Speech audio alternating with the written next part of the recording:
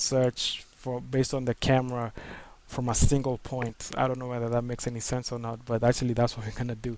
So I'm gonna go and drop in an expression. So under the helpers, go get an expression, and the expression I'm gonna add an input. It's gonna be a vector, and I'm gonna name it POS for position, and I'm gonna plug in the position onto that, and the expression is gonna go like so the expression is gonna go more like a unit, well, unit of POS, which is the pause, and that's actually gonna be it for the expression. So copy that, and I'm gonna go back to max, and I'm gonna say help, Autodesk 3ds max help, and one more time, expression techniques. Then I'm gonna go to the bottom over here. There's some I use this a lot of times to check on my stuff. So there you go, unit of a vector returns a unit vector in the same direction as the vector from earlier. Once you start doing vector math, this stuff is really awesome. Now what that should give me is a vector which is actually only 1 unit in length. What I'm gonna go ahead and do is add an output, which I'm gonna call and normalized, meaning that the value is actually normalized, and I'll actually rename that and need to name that in a small letter. And now you can actually plug the position out of that onto the position data over here. Okay, and actually I didn't paste the expression, did I? There you go, paste and enter and close. Now I'm actually go ahead and replay this. Actually, before I replay, I'm gonna go ahead and see how it looks like, see whether it actually does the thing, and we still got the same problem. So that was not the problem. Oh boy, now what? Now what? Now what? Now what? Okay, it's under division. Oh boy, now what? Now what? Now what? What could be the problem?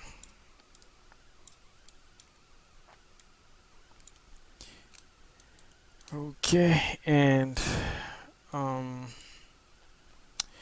for one, we can actually change the distance for the radius for this, make it a higher number. So I'll put mine to like 1,000, and actually here's our problem right here. So for the group, we want to make sure the group is all, and probably use subtree and use a big radius on this too. So 9,999. And now that you got that set up, now we're gonna go ahead and render this again. So I'm gonna go ahead and play a few frames. Oh, play a few frames, and we're gonna see, okay, our camera is over here, over there. So pretty much you can see how we should have colors. Hopefully hopefully it does render the colors, and there you go.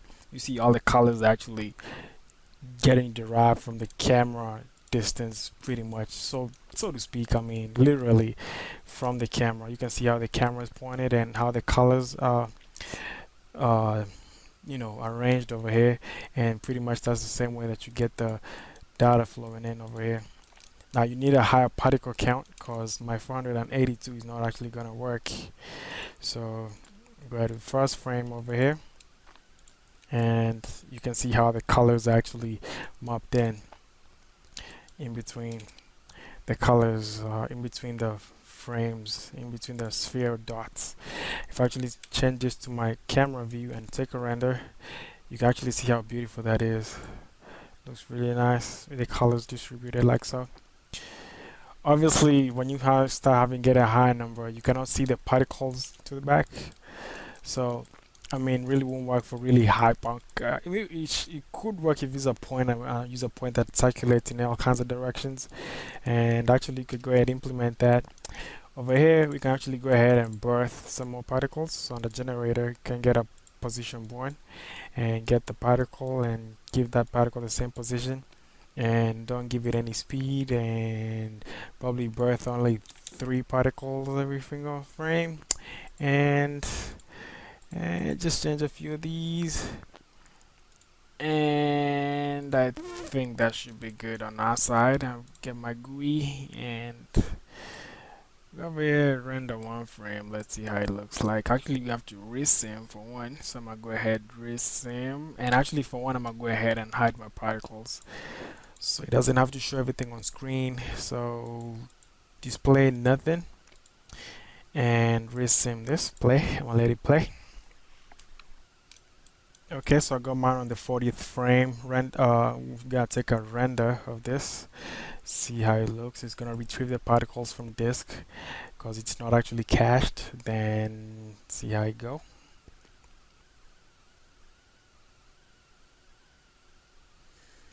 And here's a final render of the, well, I call it final, but you can see how the colors are displayed. Really nice, beautiful colors. Obviously, there's no motion blur or nothing like that on this. So if you were to put like what you call it, 5 or 6 something like so passes of motion blur, everything will come out so seamlessly and so nicely, and also add some white to the spectrum of colors in between, and everything would come out so nicely. So now that's the problem of not having enough RAM. You might need some more RAM. Hopefully this thing doesn't crash on me. Now hopefully, okay, there we go. So you make sure that you get your, what you call it, your motion blur and all that stuff on. So motion blur segments, you enable motion blur if you're gonna do the motion blur and stuff, and probably wanna change this to a camera view. I'm gonna do one render for the camera, and I'm gonna call it quits. Then I'm gonna see you on the next one, which should be another Max tutorial, right? Right, I'm liking this stuff. Now let's render this.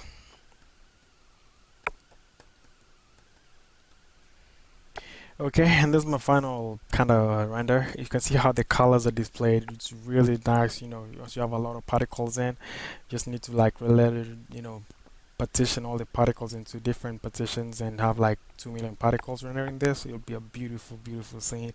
But anyway, I'm done with this. The main thing was getting the colors and stuff from TP. And anyway, I'm done with this one. So see you on the next one, definitely. TP for sure. I'm out.